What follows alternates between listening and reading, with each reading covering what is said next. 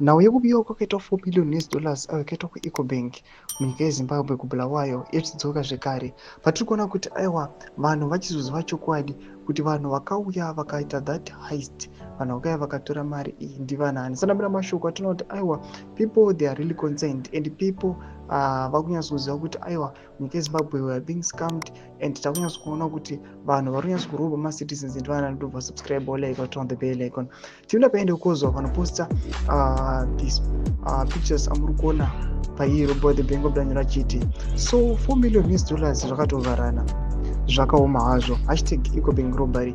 Pamwe macitizens anobuda nyora achiti, vanobuda nyora achiti zii zvavo, vanobuda nyora achiti an announcement on its way this coming week. Arrests made, I am told. Vanobuda nyora achiti these robbers mastered the after robbery life. They will never be caught. Vanobuda nyora achiti it was clear that those guys had connections and pane mukuru behind them.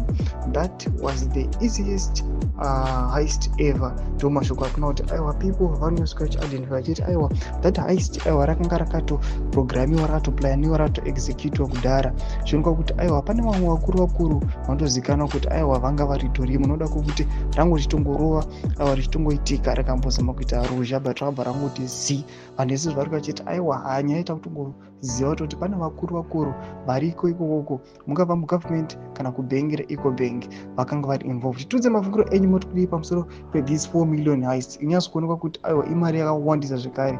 Penda comment section medu, musaona subscribe or like, turn on the bell icon.